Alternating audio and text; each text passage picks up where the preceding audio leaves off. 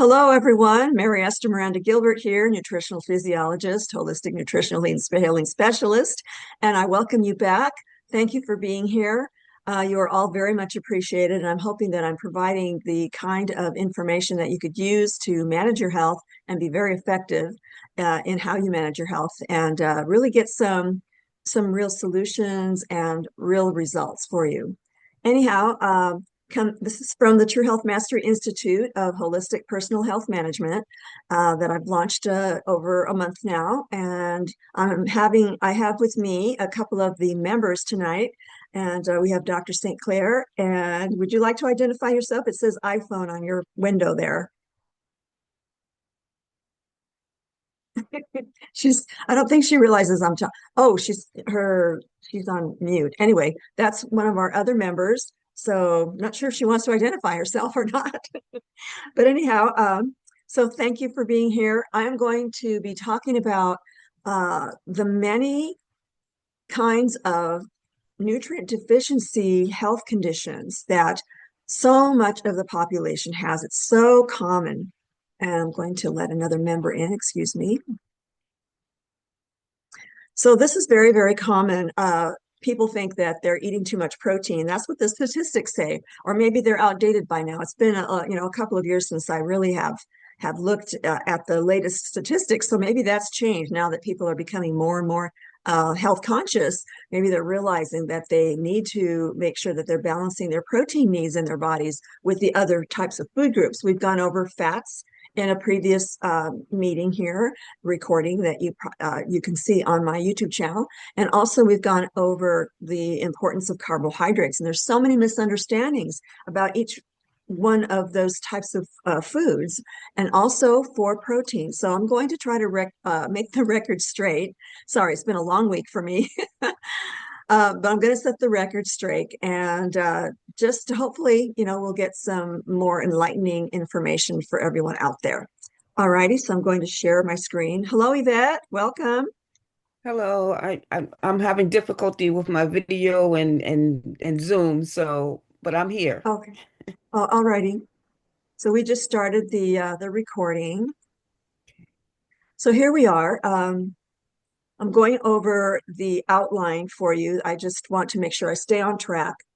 But this is what I have for you. And as a member, if you join as a member of the True Health Mastery Institute, then you can download these types of documents. And so you'll have that much more information besides the video that we're recording for the public. And also, by the way, for those of you who wish to join, I would encourage you to join before the next 10 days, because after that, it will end the trial period, the beta period, and the Institute will be kind of more closed exclusively for the members.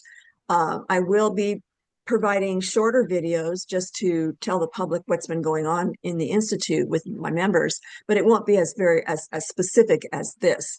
So as a member, you'll have much more detailed information, much more insider information, and that kind of thing. So I'm at your service, and I wish I could do all of this for free, but of course, it's not possible to make a living by giving everything out for free. But it's one of the passions in my life, and I feel like it's my calling to provide the nutritional healing and health management information to everyone as much as I can, and to distribute this as far and wide as I can. So yeah, after the 10 days is up, then the price for the membership will go up. And everyone who has already joined is going to be grandfathered in, or they will be locked into the $12.97 per month. And it's a month to month. You can, if you want to unsubscribe anytime after your first month or any subsequent months, then it's a lot easier because you just invest in yourself for $12.97 every month, month to month. But that price will go up. And I don't know yet how much I will be charging, but it will be substantially more than the $12.97 rate. So before the next 10 days, then I would encourage people who would like to join to go ahead and join, because you will be building your knowledge for protecting your health. And if you have any health conditions, I can assure you that once you nourish your body completely and correctly with the 45 years of knowledge that I've gained and continue to learn and research and share, you will definitely benefit from that. All right, so tonight let's get into the protein deficiencies and associated adverse health conditions that can happen when a person does not take in the right types of proteins. There's wrong types and right types. There's incomplete types of proteins and complete types of proteins. So we're going to just work all of that out for you tonight.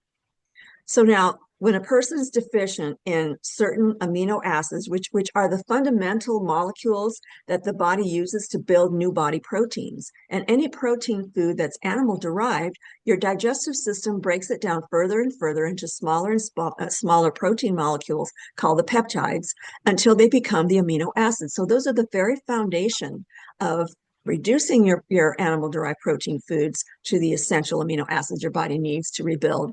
And then also it'll start rebuilding, but it has to have all of the amino acids that are only present in animal-derived foods. So I will explain that further as we go along. So the first thing you want to notice if someone has brain or nerve system impairments, if their nervous system is starting to deteriorate and they're experiencing, just either mental dementia or any other brain disorders or anything like that, then one of the first things, and I say one of, not the only thing, but one of the first things that's very, very important is to look at how much protein and whether this person is able to digest and absorb and be able to reduce those protein molecules to the amino acid level. And this takes other nutrients, other augmenting nutrients to help break down those proteins so that they're utilizable at the microcell level. The microcell level is where health happens. The disease process happens there, or a person's health vibrancy can improve right at the cell level. That's where everything happens in the body. So that's one of the first things that people with these kinds of illnesses or conditions have. So as a nutritional healing specialist, that's what I have found, that a person is often protein deficient. Or if a person eats too much meat and not anything else, and that's going to cause problems, which I will be discussing, and other imbalances like that. So now it also, if you're protein deficient, you're missing those amino acids that can only be gotten from animal sources, you'll have a disruption of hormone function. So the hormones are what the glands in the body produce. All the different types of hormones we've got glands in the brain, we've got glands around the throat area, we've got glands everywhere in the body. So those glands are extremely important for producing the hormones that we need to regulate, start and stop so many biological cellular processes that go on in the body at all times. So there's always a system of monitoring to see what's there in order to be able to repair things, regenerate the cells properly, and repair DNA if the sequences of genes go wrong. So protein is important for so many things, and we're just getting started here. So disruption of hormone functions that regulate appetite. They can suppress the thyroid functions, leading to hypothyroid symptoms or slow, underactive thyroid. And as a result, you would feel fatigue, poor circulation, you'll get cold hands and feet, and even affects the hormones that regulate moods. And often people fall into a state of depression. Now, there's varying levels of depression as well. And this is not a clinical medical kind of presentation. So I'm just looking at it from a holistic nutritional healing perspective that I'm educated and trained in and have had experience in. So also the deficiencies are essential for producing mood regulating neurotransmitters. So the communication networks in the nervous system are very important for helping to assist the hormonal system to produce the right kinds of communications. So serotonin and norepinephrine are extremely important in the nervous system in communicating information so that the body can carry on its life-promoting processes. Deficiencies in protein can also affect growth and development in a child. It can impact reproductive functioning. It can cause irregular menstrual cycles, diminished fertility in men and women, because our bodies are made out of protein. We have fluids in our bodies. We've got a lot of water in our bodies. We're, over 60% water, depending on your age. The younger people have more water in their bodies, but and we also have, nutrients just circulating in the body as well. And we've got, of course, stored fat and, just other things. But mostly everything that the body is composed of is some kind of a protein. So we need to constantly replenish protein in the diet to satisfy the needs of all of those cellular processes of regeneration and repair. Okay, so also they impact reproductive functioning. So, like I said, irregular menstrual cycles, diminishing fertility in men and women. Now, also, it's related to the hormones that regulate sleep. So you're going to have a disruption of sleep patterns, weak or compromised immunity, frequent infections. So the immune system, if it gets overwhelmed too easily, if your body's not nourished enough and you're not getting enough protein, the immune system can suffer. The intelligence of the cells, the different types of immune cells, they have their own DNA. So that genetic information that are the instructions for running the immune system are going to be affected as well. So a lot of people do have compromised immunity, or they get sick a lot. So they're going to be more prone to, the environment, which is full of bacteria and viruses and parasites and fungi, right? If we're exposed to them and our immune system's kind of low, then you can get infected. So, and of course, you're going to be prone to all these degenerative disease conditions. Your body's going to just start wasting away. So yeah, you have to keep up your protein intake. Now, another problem is a person may have the inability to produce the carrier protein called albumin. And so the body produces albumin so that it can transport what's called bilirubin through the bloodstream to the liver. And so that's a very important process for clearing the blood and for assisting the gallbladder for digesting fats. So bilirubin is a yellow pigment that's produced when the red blood cells break down. It's a byproduct of the breakdown of hemoglobin, which is the iron-containing protein in the red blood cells that carry oxygen to the lungs and the whole body. It just circulates through the whole body. So when a person has jaundice, then there's a breakdown in how the body can either not produce albumin or is not able to eliminate all of those, the yellow pigment, out of the bloodstream, the bilirubin. So the liver can absorb the bilirubin, where it is converted to bile, excuse me, where it's essential for digesting fats and excreting metabolic waste materials from the body, and that includes bilirubin. So the liver is very active in cleansing and detoxifying as well, and making sure the body is able to digest fats.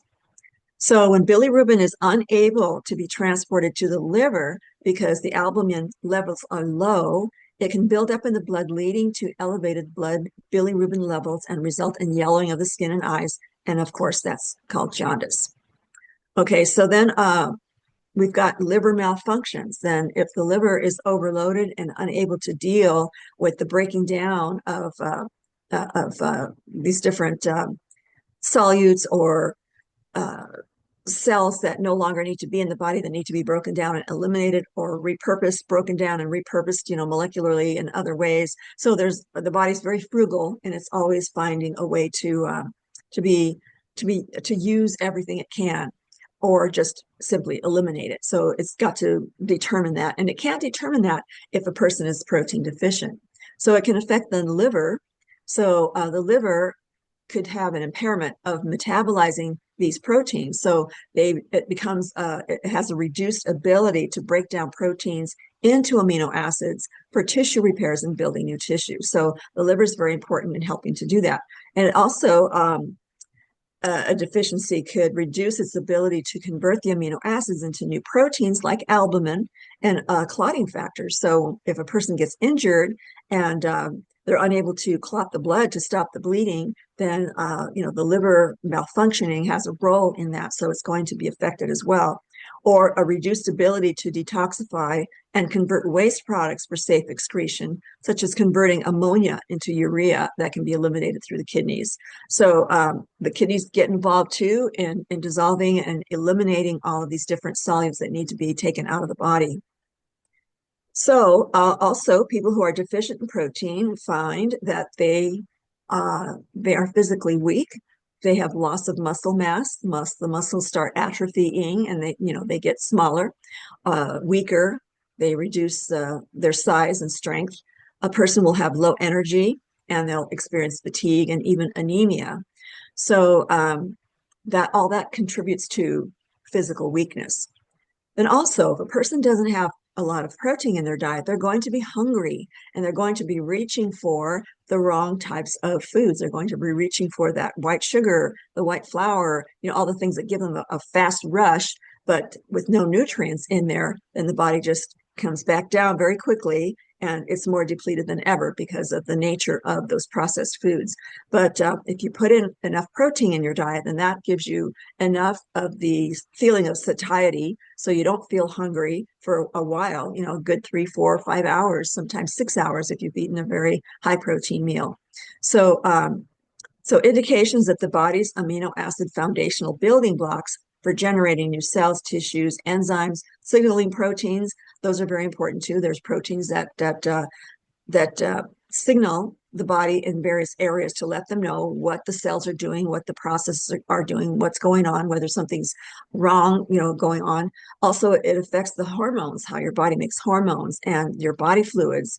So all of these require protein. And of course, the other nutrient categories. So the nutrient replenishment is very important for the body.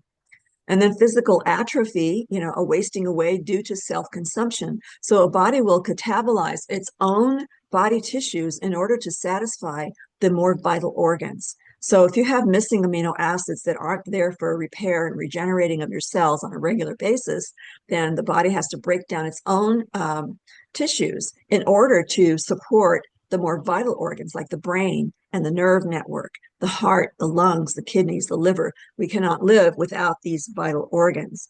And then in protein deficient conditions, or the body is a negative nitrogen balance when a person is not eating enough protein, then there's these non-vital body proteins that are broken down into amino acids to provide the protein needs of the vital systems. So the non-vital proteins are things like muscle, your connective tissues, your tendons, your ligaments, bone density, immune cell functions, hormone production, enzyme production, signaling proteins, like I said above, that communicate and influence the actions of all your cellular processes. So again, you do not want to go into this negative nitrogen balance or self-consumption mode. You'll be wasting away. You'll be tired. You'll have, it'll bring on a whole slew of health problems. As you can see here, all of these systems would be affected in one way or another. So why proper proportions of complete protein foods are critical for weight management and help to prevent weight gain. So here's why. Protein foods satisfy the appetite, and protein foods actually prevent cravings for sugar. That's the main culprit of becoming overweight, and it leads to obesity. When a person cannot seem to satisfy their hunger, then their brain craves that sugar because our brains work on pure glucose, which is blood sugar. So a person experiences a pick-me-up for a little while, right? But meanwhile, their body's still wasting away and using their body protein. So that causes fatigue when your body's using itself to nourish itself. So that's kind of crazy, right? And of course, the protein foods will maintain the hormonal actions that regulate the appetite, and proteins, along with the proper balance of vitamins and minerals and those plant chemicals known as phytochemicals or phytonutrients. These are all nutrient-rich foods that synergistically provide the sustained physical and mental energy, and that's pretty fundamental to maintaining emotional and mental stability. So the brain gets involved there too in its need for proteins. So proteins are the foundation for regulating the appetite and directing what happens in the body. So we need those proteins, obviously, along with the other food groups. Now, if a person eats only meat, then they're going to feed the microorganisms that will quickly multiply and cause illness. So we don't want to eat only meats. We want to add raw, fresh fruits and vegetables, leafy greens, herbs. Those are all anti-inflammatory, antimicrobial foods, and the active enzymes that help break down those animal-derived protein foods. So it's all a balance of nutrients working together in order to keep the system working optimally. So yeah, if person who is not getting enough protein, they'll have an uncontrollable appetite. They'll continually overeat, trying to satisfy their body's need for something that they don't know what, right? They keep feeling hungry. They're undernourished. There's no vitamins and minerals in their system that's enough to satisfy their needs, and they don't have enough protein as well. Hormonal deficiencies, glandular malfunctions, these are all made out of protein. Hormones are protein molecules. Our glands, of course, are protein tissues. And slow hair growth, dry, brittle hair, hair loss, all of those things that need growing and replenishing require all the amino acids that are only in meats. Slow nail growth, abnormal nail conditions when the nails just start looking pretty rotten, right? The immune system is not functioning and the growth is not growing properly. So you've got all kinds of problems with the nails, skin problems too, dry skin, all these strange rashes, sores that won't heal fast, eczema. So we've got all these different skin problems that require proteins. And not only do the animal derived proteins have all the amino acids, they also contain the right types of fats. And if a healthy animal is grown organically, then they're going to be nourished and their tissues will be really high in the right types of fatty acids, the right types of fats, and also the minerals, depending on how they're fed. If they're grass fed and they're pasture raised, then they're going to be very abundant in minerals, so they'll be able to be passed on to that. By the way, a few moments ago, I mentioned a deficiency could be when a person has bone problems or osteoporosis, when their bones are wasting away. We're taught that we need calcium and vitamin C in order to utilize the calcium to store more calcium. Your bones are made out of various types of minerals. So the good balance between for bone health would be the protein-derived, animal-derived proteins that are high in phosphorus. So that mineral is very important to work with calcium to build strong bones. I just wanted to throw that in before I didn't want anyone to be shorted from that kind of information. So it's important. People want to take calcium for bone health, but they need the meats too in order to have enough phosphorus. People tend to have too much phosphorus and not enough calcium. So it has to be a balance there. Also, edema. So persons who don't get enough protein in their diet, it affects the kidneys, which regulate the water weight in the body. So a person will get swelled up because the cells are not receiving the water that they need to function, or expelling the water out of the cells.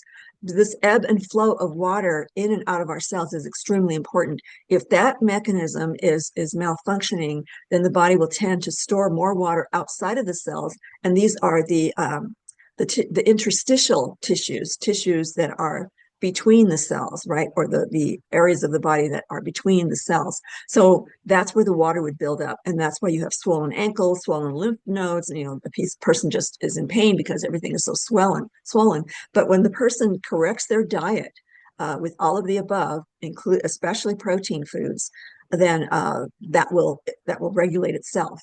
So the body is very intelligent once you give it the right raw materials and the full range of the nutrient factors it needs. So like I said, skeletal bone deficiencies, slowed or poor growth and development. So these are some of the scientific documents that can back up what I just said. So I don't think I'm going to show these right now. If we have time, then I can go back on it and we can look at what the scientists have found, but it's pretty much what I outlined already here. So I also wanted to share if people don't know what amino acids are, I'm going to go over those very quickly for us. So the amino acids, like I said, those are the foundational molecules composing all body protein. They're also called the building blocks of proteins. In other words, you need amino acids to build new proteins, right? And as you have the amino acids, your body will build peptides, which are the smaller proteins, and connect those together to build a much more vast and complex molecule for a total body tissue protein, or blood or bone or any kind of structure in the body. So as you can see here, the amino acids, which I will go over, and these are the essential amino acids up, the first 9 that you see up here are actually the first 8. They don't have the 9th one listed for some reason. Okay, so there are actually 8 or 9, depending on your age. And infants cannot manufacture the last one, and I think it's histamine. But the other 8 we also cannot manufacture. We need them from animal-derived foods. So that's why they're called essential. Anything the body cannot make on its own, like the vitamins and minerals, those are all essential because we cannot make them. But once we have those essential amino acids in the body, then we can make the other 11.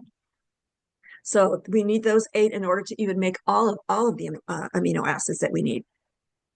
So this shows how many animal foods are listed here. You know, they've got a good balance of the amino acids, the essential amino acids. As you can see up here, it says essential, and over here is the non-essential, the ones that we can make once we have the others. So, and then we've got all the different amino acids. So there's a good balance of these in the animal-derived proteins. So they're the majority of the amino acids that we need from foods. Some of the foods don't have as many of the amino acids, and that's where it becomes a problem. A person can have a plant that contains amino acids, but they also, it's a misnomer when they call them proteins because they're not complete. They don't have all 8 or the 9 essential amino acids like the animal foods do. So all of these wonderful, you know, grains, legumes, beans, lentils, peas, pasta, you know, all these whole grains, nuts, and all these different vegetables and fruits, and the mushroom category that they added graciously. That's a good idea to add mushrooms in there because they're a pretty good protein in themselves, but they're still not complete. As you can see how modeled these different amino acids are in these foods. So the animal-derived proteins have the most amounts and the most complete over the plant materials. All right, so that's why veganism or vegetarianism, it can be a problem because they don't know how to locate every single one of those essential amino acids in order to complete their protein. And then animal food also has vitamin B12, which is not found in plants, and that leads to things like, you know, blood deficiency conditions like anemia and other problems. So there's a lot of good reasons to have animal-derived proteins. And I wish we could all be vegetarians. You know, we all don't like the idea of having to kill animals for food, but the organic industry is very, very humane about how they destroy the animals. They never know what hit them. They lead healthy lives. They're happy, you know, with their peers out in the pastures and that kind of thing. So it's essential to know the difference between what a pasture-raised animal is versus a grass-fed animal. So a pasture-raised animal is free to roam, but only an animal that's been confined, but yet they're called organic because they're given organic feed. They still don't have the freedom and the biochemicals of that kind of happiness that the animals experience that are also passed on to us. You know, so if an animal is experiencing a lot of stress, you know, and they're being mistreated, you know, physically tortured and that kind of thing, then those kinds of stress chemicals will affect the taste of the animal, and it's very sad. So that's why I encourage people to try to just buy as much organic as you can, just so that we can save animals that misery. So here are the 8 essential amino acids that the body cannot produce, and the first one is tryptophan. And every single amino acid is very important, but they need to work in synergy. We cannot go out and buy supplements that are only one of these amino acids. That's not how the body works. It looks for the whole complex. All of the amino acids must be present because of all the trillions of biochemical processes that go on in the body. If one amino acid is missing, then the whole process comes to a halt. And then the body has to look elsewhere to break tissue down to get that amino acid into that particular task. And there are multiple trillions of tasks. So you can imagine if a person is missing one of the amino acids from, say, a vegetarian or a vegan, then they're going to come up short. And that those critical processes that the cells go through constantly throughout our lives, you know, it's a constant process of regenerating and repairing and things like that, detoxifying, all those things are going on. So if we only have a few of them, then the body will not be able to make new tissues, will not be able to generate new immune cells or talk to the nervous system with the hormonal system and regulate all those trillions of processes. So that's why the essentials are so important, and they have to be in animal-derived form if we don't want that to happen. Because over time, after the body keeps having to dip into its own stores to compensate, then there's going to be health problems. So tryptophan is known to, it's a natural relaxant, and it helps alleviate insomnia. It induces normal sleep. reduces anxiety or depression, helps in alleviating migraine headaches, aids the immune system, helps reduce cardiovascular spasms of the arteries and the heart, works with the amino acid lysine to reduce cholesterol levels. Now, there's a clue there. This is a very simplified version of what tryptophan does, but it also is very important it needs to work with the other amino acids. And this is just a clue that it does work with the lysine, the other essential amino acid. So here was lysine here. That ensures calcium absorption, and it helps form collagen of the bone, cartilage, and connective tissues. So that collagen is a type of protein that the body makes in order to connect all of these different types of tissues.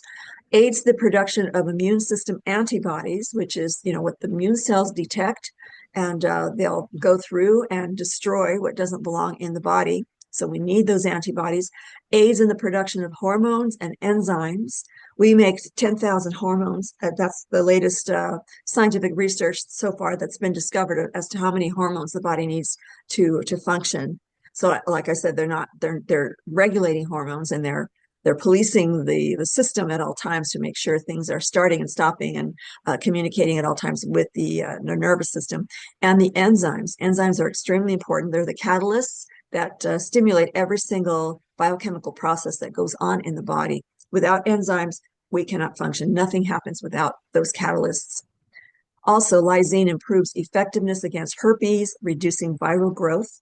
And also deficiencies include fatigue, irritability, unable to concentrate, bloodshot eyes, hair loss, anemia, impaired growth, reproductive problems. So again, please out there, do not go out and buy these individual amino acids. They will not work in order to solve these issues. They have to work together. They're in synergy. Now, methionine, it supplies the most sulfur over other amino acids, and sulfur is found in every single one of our cells. It's not considered a mineral, but yet it's on the periodic table of the elements along with the other minerals, and it's one of the very important elements that our cells require in order to function. So sulfur is always present, and it's also present in the meat category. So animal-derived proteins, you'll be sure you're getting enough sulfur in your body. So it supplies the most sulfur over the other amino acids, and it prevents disorders of the hair, skin, and nails, promotes hair growth, improving hair production in hair follicles. So if you eat eggs, then it has plenty of sulfur in the yolk. And so that's a great way for improving. Oh, my internet connection is unstable. Hang in there, please. Everything's plugged in. Okay. But anyhow, yeah.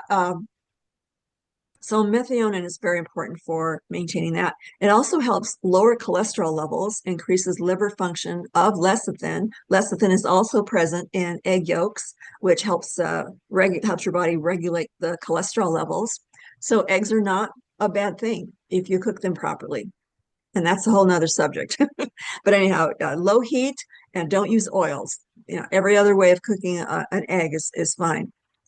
So also, methionine helps reduce liver fat, protects the kidneys, reduces bladder inflammation. It binds or chelates to heavy metals that are in the body. We're always exposed to those awful heavy metals that affect everything in the system. So it helps to molecularly bind to those metals so that they are rendered able to be detoxified through the eliminative organs. So we've got safe detoxification with that amino acid. Regulates formation of ammonia. It creates urine free of ammonia. And you want to make sure your urine is free and clear of any strong odors. So drinking plenty of water, especially, if you're eating a nutrient-rich, nutrient-dense diet, you're going to need some water to help distribute the nutrients and help in digestion and help in elimination. So when you urinate, then you don't want to smell any of the residues from your foods. So phenylalanine is needed for the brain to produce norepinephrine, or it's called noradrenaline. It's a neurotransmitter and a hormone, both, for nerve to brain communications. So neurotransmitters are just the pulses that go from one cell to the other in the nervous system, and the hormones really go hand in hand with these electrical transmission pulses that go throughout the body for all these communications. It helps alertness and keeping awake, reduces hunger. It's an antidepressant, helps improve memory. And again, please do not go out and buy phenylalanine and tell your doctor that, you know, this nutritionist on YouTube said to that I don't need the antidepressants, that I'm just going to use this particular amino acids as an antidepressant. I do not own that. I do not condone that at all. I do not advocate that. I'm a whole foods person. And so nutritional synergy is what I'm all about. So please do not do that. And if you go to your doctor and point out that, you know, it says in the literature, the scientific literature, that phenylalanine reduces, or rather is an antidepressant, they're going to not believe you. You know, it's absurd. Okay, so do not even go there. You need a whole food, and you need all of the amino acids to work together. And I can't emphasize that enough. I know I'm repeating myself, but I just want to really drive that home. So threonine is an important component of collagen, elastin, and enamel proteins like your teeth. And elastin is a form of protein that your body makes in order to make cells more pliable and flexible. And the collagen is the building block of the tissues. Of course, the collagen is made out of amino acids, but it's a peptide kind of protein that's much more absorbable. It's a very absorbable way of taking the full complement of amino acids in the form of a collagen. And basically it's just the bone matrix of an animal. If you're cooking a stew and you include the bone, a lot of the inside of the bone is going to dissolve into the fluid, and you're going to have a wonderful mix of proteins and minerals in that broth that's extremely, you know, very beneficial for your health. And the the types of connective tissues too will dissolve and become and will be in the liquid. So all of that is the collagen. So if you buy it as a powder, then you know you don't have to cook a stew. But the stews are so much more tasty, right? But anyway, you can buy a collagen protein supplement, and they're much more absorbable than those milk egg protein powders out there that don't even have enzymes, and they're not manufactured, and they're not very good. A lot of people have stomach problems or digestive issues with those. Okay, so threonine also aids in smooth digestive and intestinal tract functioning, such as nutrient assimilation. So that will go ahead and help your body absorb nutrients. Helps improve the metabolic rate at which the body turns foods into energy. How fast and efficient is your metabolic rate? And it also helps repair or produce new cells. So these are all involved in the reproduction process of all of your cells. Now, valine, there's three more. Valine assists in mental stamina. It's involved in muscle coordination, prevents fatigue, aids in wound healing, stimulates production of insulin, helps in calming emotions, along with leucine and isoleucine, may be involved in kidney and liver functioning. The science is still out on that. So the last two, leucine and isoleucine, they're both amino acids that are used for energy production, generating stimulants to the upper brain, and help improve mental alertness. So you see, when you take in all 8 essential amino acids, you're addressing all of your body's needs, your protein needs, and how your body functions in all of these different systems. All right, and so these are the other amino acids that we can manufacture once we have those 8 essential amino acids. So the proper ratios is important. You have to balance your energy nutrients. The energy nutrients are what your body uses to convert foods into energy. So we have the protein foods that can be used for energy, and fats and carbohydrates. So when you combine the whole food fats, the whole food carbohydrates, and the complete proteins, which are the amino acid animal-derived proteins, then you're going to have a much better chance at maintaining your whole body system and alleviating any problems or preventing a lot of problems.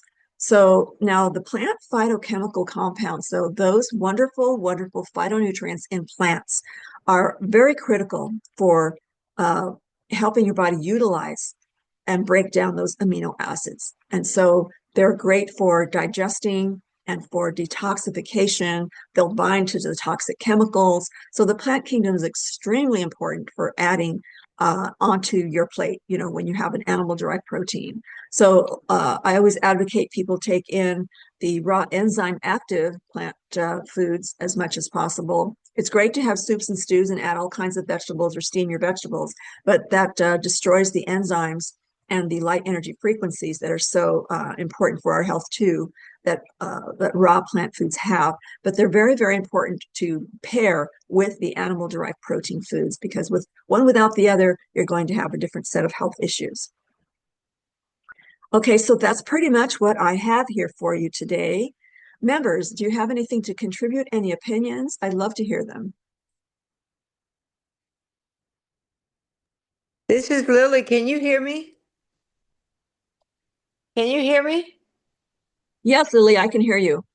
Okay, great. Great. So I have never heard a talk on protein deficiency as thorough as yours, and you made it so clear because it's obvious that we have to have it from animal sources. It's easier to digest, and like you said, all the amino acids working together. It's it's important that all the amino acids work together. And thank you so much.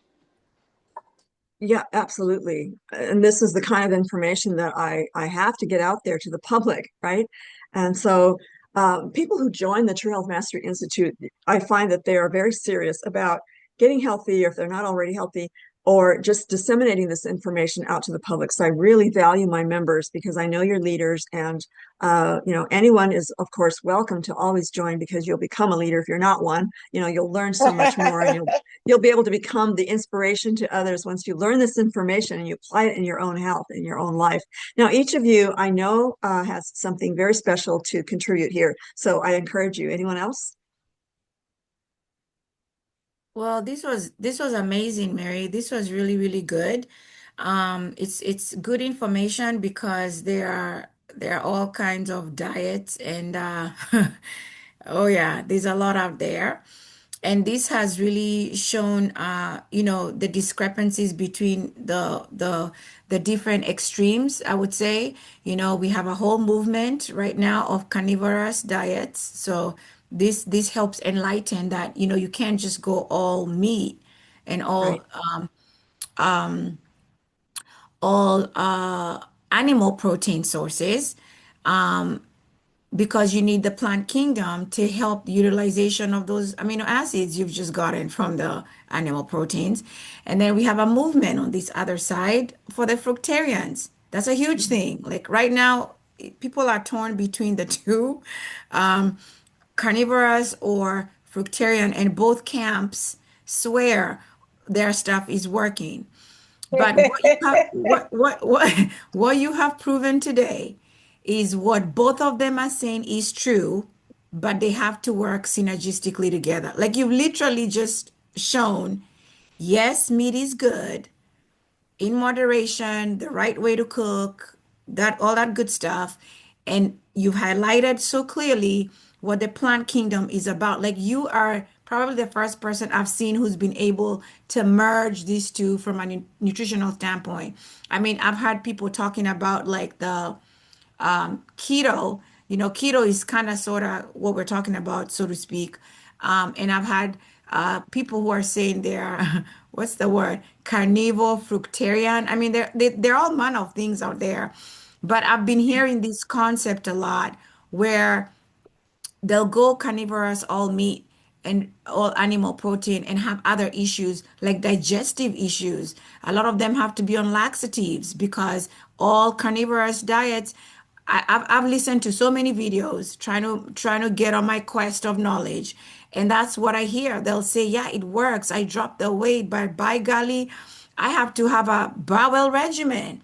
And then here you have the fructarians swearing by the fruits and the plant kingdom, but then they're complaining about some energy issues sometimes. And then maybe their bowels, there's no good balance. So thank you.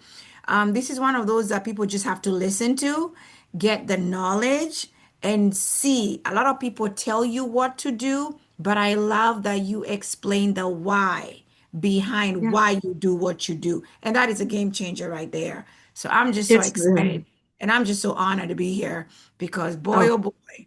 Yeah. I so appreciate you. Yeah, all of you. that are here tonight. It's people who are serious about this, you know, just really see the value of it. And I'm so happy that they do, that you all do. Thank you for Mary that. That was Esther, very what do you nice. say to people that just want to be vegetarian and don't want to eat any animals because they feel like they're harming the environment and they love animals? What do you say to those people? Oh, these are such great points. I'm jotting everything down so I can reply. And this one is very good because there's so much propaganda out there. So I don't know if you've heard of people like Alan Savory, where he discovered that if he ran cattle through a valley, then and kept them moving, right, and moved them around to different areas, then they were mimicking how the predators would chase animals so that they had to move, because once they don't move, then they'll destroy the whole environment. They'll defecate, and they'll eat all the grasses, and they'll just destroy that environment, right? It affects the habitat. But when you have predators around, then that makes the herds move around. So they're always eating in different regions, right? So this happened in Colorado. I think it was Colorado, Utah, where they had gotten rid of wolves, and the whole landscape changed. And when they put the wolves back in, because they saw that the land was being degraded, and they were having flood and all these different things, right? And the rivers had dried up. So when they reintroduced the wolves back into these areas, then the whole landscape came back, because they were on the move and they were chasing, the herds and that kind of thing. So animals play an extremely important role in our environment, but they have to be allowed to run free, right? So to mimic that, a lot of the ranchers have discovered that if they move the herds, and they can be lambs, they can be goats, or they can be cows, or any other animal that they're ranching. So they can move them to different areas of their properties, so that the land that they have already, eaten down and defecated on, then that can recuperate, right, over time. So I forget what they call it. It's like they're moving them around from place to place as if they were in nature. So it does not affect the environment if it's done this way. And that's what I found, that I found so fascinating, that we have to pay attention to how the earth works and how animals contribute to the environment. And if people learn that, then we will not destroy the environment. We have to pay attention to what nature does. So thanks for that, Lily. That was great. Thank you. I don't know if Yvette has problems with the internet, but I see her name. I'm glad she's here. If you can hear me, Yvette.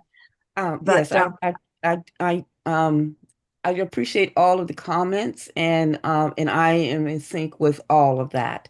And I just want to add thank you for putting out the information that we can see, that's how the amino acids contribute from all aspects of our diet, and the knowledge too that we um, some of what our bodies can make, instead of us buying these supplements, or what they say are supplements that's helping us. If our bodies can make it, then why not give it the nourishment, the nutrients, the foods that we need to allow it to make what we need, instead of having to purchase things, because there's so many synthetics that are in the supplements. And yeah, if and that's destroying our bodies as well. So we're adding things in that's destroying our organs and messing with our metabolic processes. And if we can look at just looking at these charts and seeing, like, making a complete diet. I do know that the vegans and the vegetarians, like I said, everyone was saying, like, they have their theories. But if we look at going back to nature and going back to the garden and looking at the humane way of raising our foods and raising our cattle and meat that we eat, then we will reverse what's been going on as far as the diseases and the imbalances in our bodies. yeah. When you have healthy animals, then you have less human disease, because they give them drugs and antibiotics, growth hormones, And that has affected the growth and development of children when you have, just all kinds of distortions in how children are growing and their reproduction and their the maturity, levels are a lot younger when a young child reaches, puberty at like 8 years old. That's not normal. It's very affected by how the animals are raised. So that's a good point, Yvette. Thank you so much for that. I wanted to also, did you have anything else, Yvette? I didn't want to Oh, leave oh no, until you're that's good. Everything else has been said, so thank you. done. Okay, we can come back around. But I wanted to respond to what Dr. St. Clair mentioned, and if I can understand my notes here. Um, okay, yes. If a person eats only meat, like some of these diets that you mentioned, they're going to have a severe bacterial population growth problem in their gut. And they're going to have worms, they're going to have parasites, they're going to have fungi, all kinds of things, because living cells, living tissues, animals, mammals, ourselves even, we harbor bacteria. Okay, and we harbor even the healthiest person still has the little parasites. Okay, they're just everywhere. They're in the foods we eat. They can even be on the plant foods because they're grown in the soil. And are you going to get rid of every single tiny, thousands of microbials? Our immune system can handle a lot of that.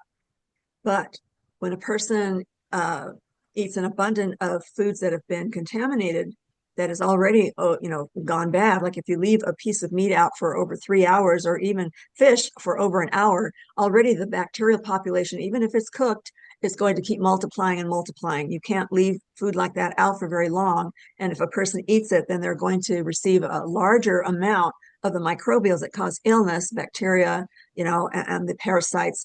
It's going to start multiplying in your own colon. It'll be distributed throughout your bloodstream. Your immune system is going to go crazy trying to eliminate them. So the fever is going to go up, right? Or your body will try to expel it, bacteria, vomiting or diarrhea. And so it tries to expel these foreign substances that it knows is causing its illness as fast as possible. And the better the person's immune system is, then the faster you will be able to eliminate that.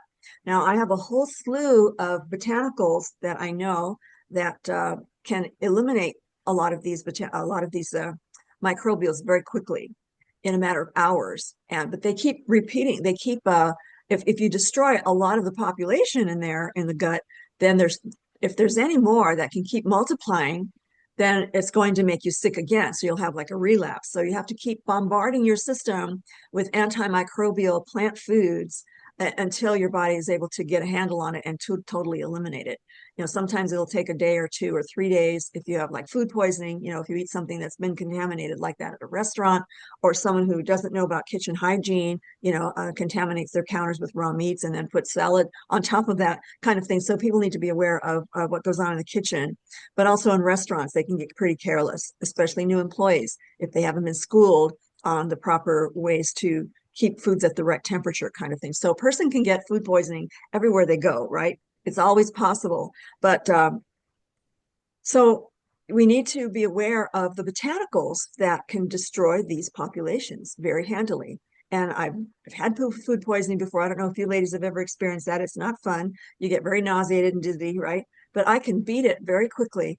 When I was teaching a college course, I had gotten food poisoning the night before, and I had to go teach the next day. So I used all my remedies, and we can talk about that in a whole nother video. That'll be fun to do. But I applied all of my remedies, teas and smoothies and, essential oils. By the way, that's another whole entire session we can do. I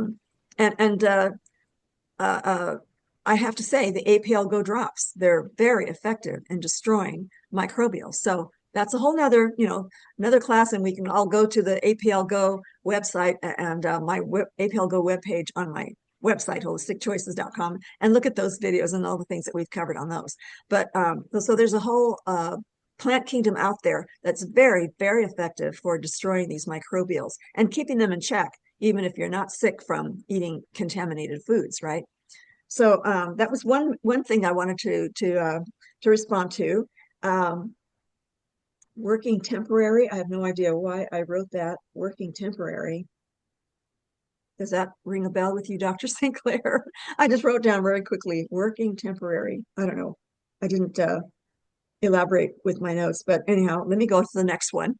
Okay, now this one, good meats versus meats that have, like I mentioned before, meats that have been given growth hormones, antibiotic drugs, and confined into pens where the areas that they're stuck in, very, very inhumane, very small pens that are just reeking with their own urine and defecation. It's a very unhealthy environment. They have to shoot these poor animals up with antibiotics, and they're fed the wrong foods a lot of times, or their stomachs can't even digest. Like cows are given corn, they can't digest corn. It fattens them up, but they can't digest it, so they get so sick, and they are very sick animals, and they're actually butchered that way before they get worse. So we receive all of that in our food, foods that are not organically grown. So we have to pay attention. There's good meats and not so good meats, right?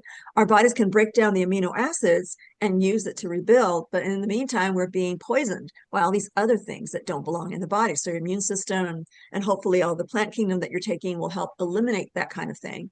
Of course, our bodies can handle a lot of abuse over time. But if you're not highly nourished, then it's going to take its toll, and it's going to win in the end with some kind of degenerative health condition. And so I find that anything from A through Z, any kind of health condition can be corrected by the full range of all known nutrients, enzyme active, raw plant foods with all those wonderful, cleansing compounds in them, with your meats. And if you eat organically grown meat, then you're going to have a huge advantage because your body won't have to detoxify, all these things that the poor animals had been given in other ways of raising them. So that's what I wanted to also respond to. And people are going to have digestive issues. Of course, if you eat only meats, you're going to increase those toxic populations of bacteria that give off their own toxins, and that can make someone sick too. Destroy the aerobic good bacteria in the gut and overrun that. So we need the good bacteria to have that brain, gut brain access via that vagus nerve that goes back and forth. These bacterium, the good bacterium, will communicate. They're made out of protein too, And so when we eat foods that have been like the prebiotic foods that our bodies turn into, can nourish the positive aerobic beneficial populations in the gut, then we're going to be able to maintain those populations, to maintain that communication between the brain and the gut. So a lot of emotions and a lot of hormones and, so many things can get miscommunicated in that narrow highway between these two organ systems. So that's another reason to make sure you're eating a lot of great foods along with your healthy meats. And dropping the weight. Okay, so people who go on these diets, now they don't realize that they're not burning body fat.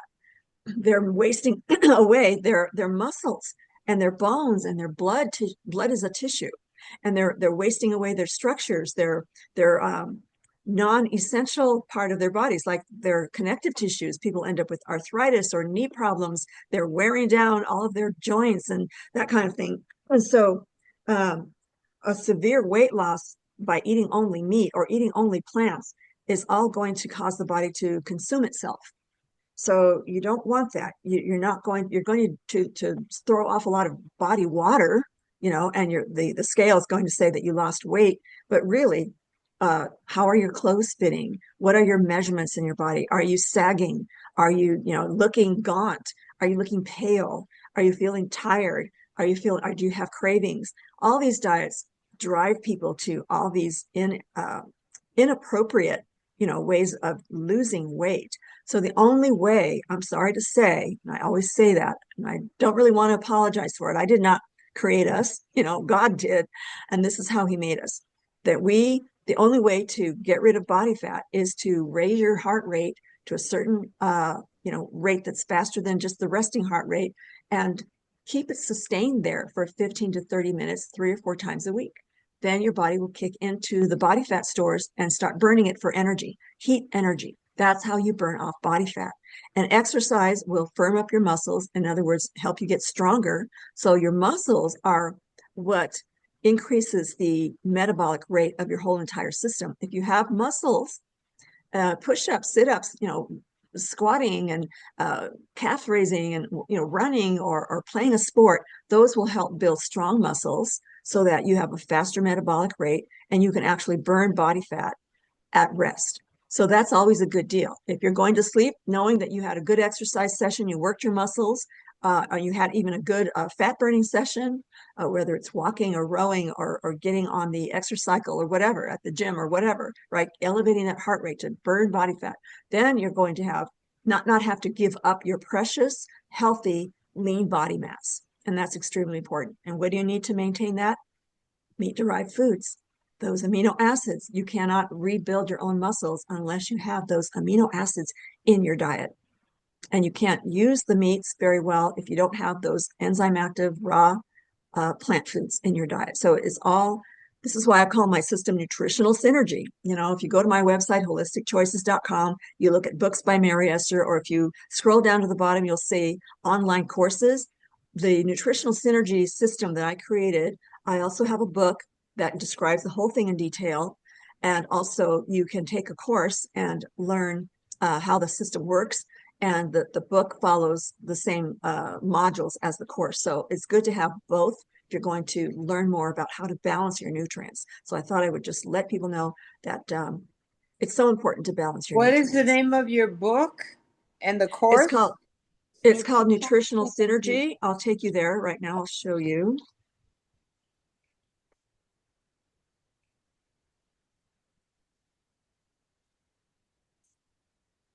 Okay, just go to holisticchoices.com and then go to books.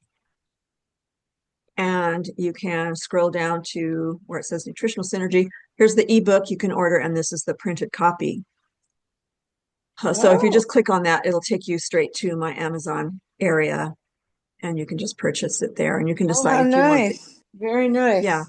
Thank you. So that's the book, and that's my system that I've been using for clients for 45 years. I devised it myself. It's more balanced than any other diet or food choice system out there. Even the government website they don't give you enough of the distinctions between the different plant foods either.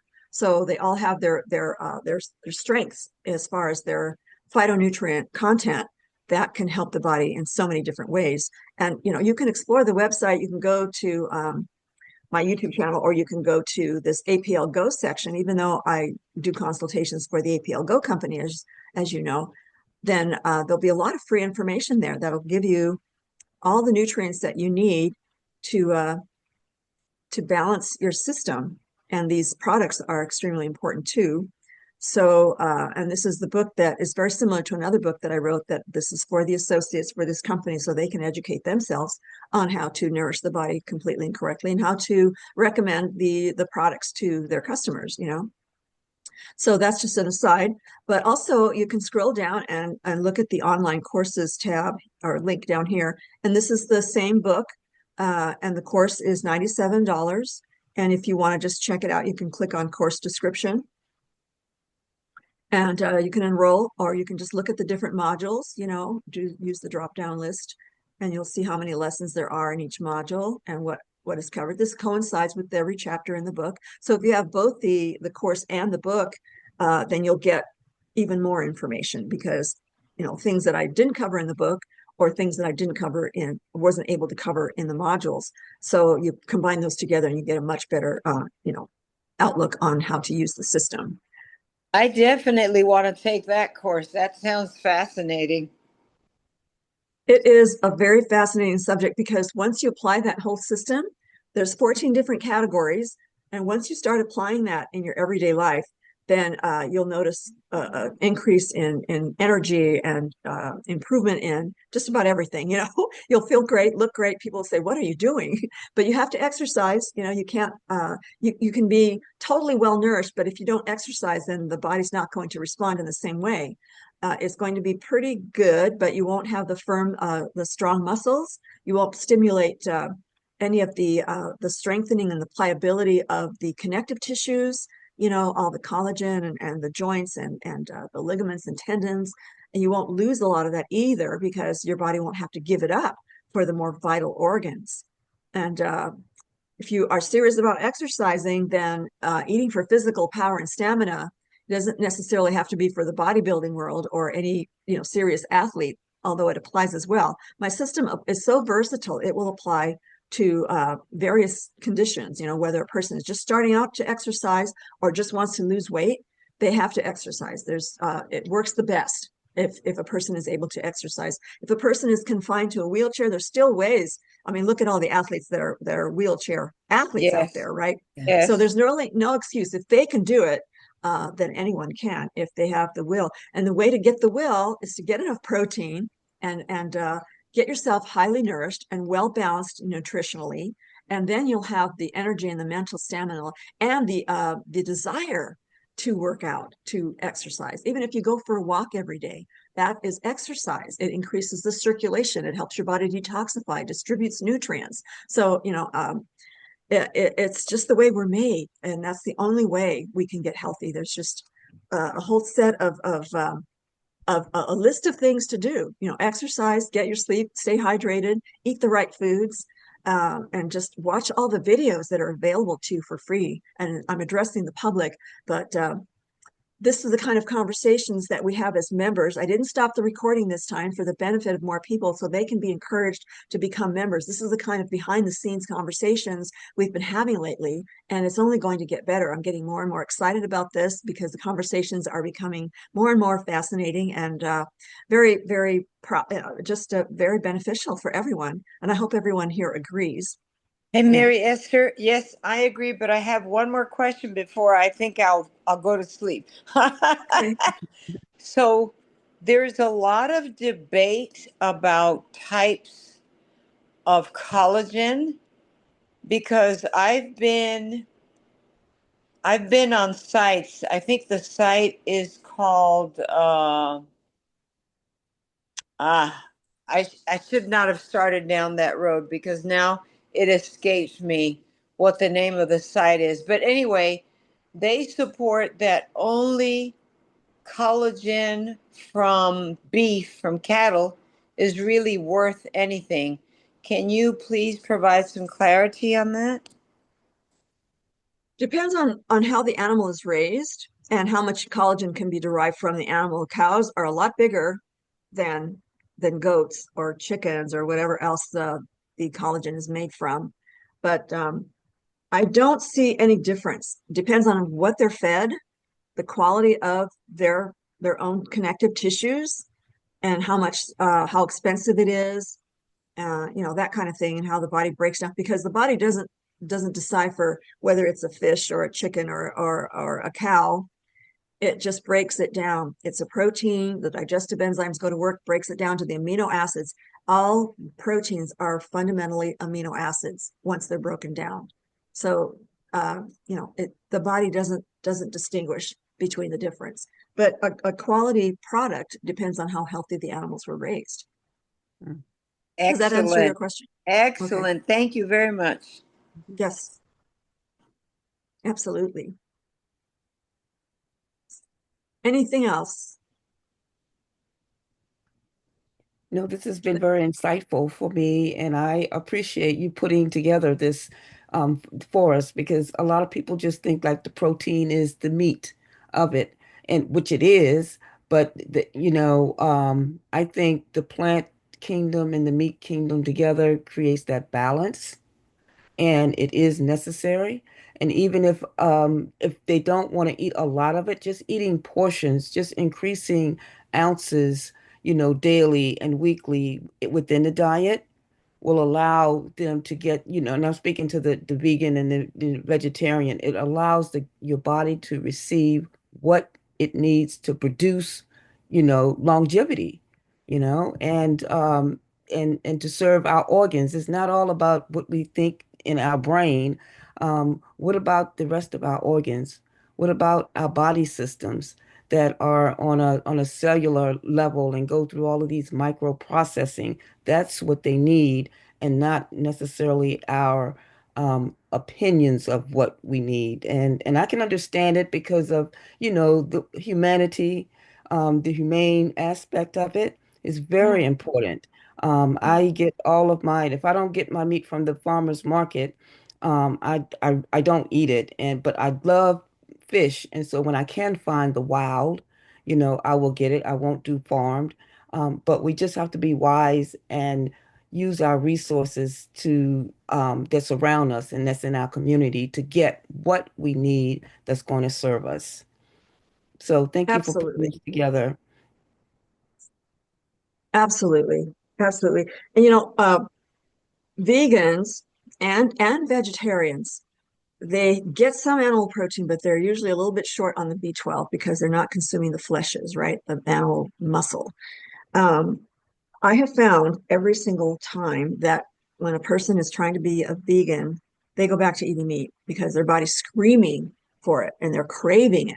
And once they smell it, they just can't help it. They just go back and sometimes they overcompensate and eat too much, to because they've been depriving their bodies for so long. I've never seen a vegan stay a vegan forever. Eventually, their body's going to waste away and they're going to crave meat. And so, and I feel bad because I wish we could all be vegans. I do. I thank the animal every time I sit down to eat. I go through this, it's like I'm Native American or something, just going through this gratitude kind of Gratitude. prayer that really appreciates these poor animals that have to give up their lives for us. But that's just how the earth is. It's always full of carnivores, and we happen to be omnivores. We eat both plants and animals for our health. And so I just wish there was another way. And then if they're vegetarian, then like I said, if they're eating eggs and fish, or just lacto-ovo, the dairy products, they're also going to be deficient in B12, and they might even be iron deficient because plants contain iron, but it's not the absorbable form. It's not very absorbable. The most absorbable form of iron is from the animal-derived tissues. That is called the heme iron because it's blood-based, and our blood requires that kind of iron. So just thought I'd throw that into. Mm. But I want to say good night to the public. Good night, everyone. Thank you for being with us tonight. I hope you found it enlightening and enjoyable. You got to talk to some of these experts I have here with me.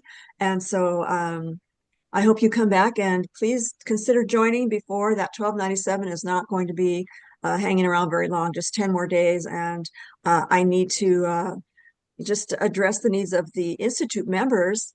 And so I will be providing shorter videos to let the public know what subjects were covered, on these videos. But for now, these are going to be public videos.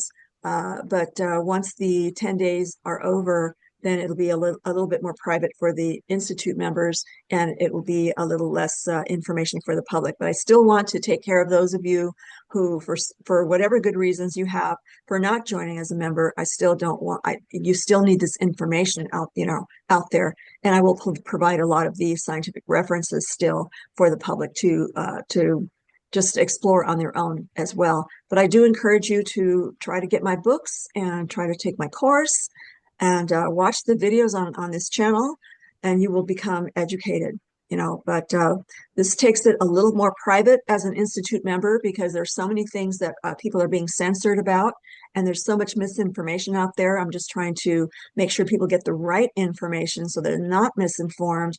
And those who join as a member will definitely improve their health and also be able to turn around and inspire others and teach others what they've learned here. All right, so I say good night and please come back again. See you next time. Please like the video so that the algorithms on YouTube will distribute this video to more people out there. And also, if you could subscribe, then that also helps the channel.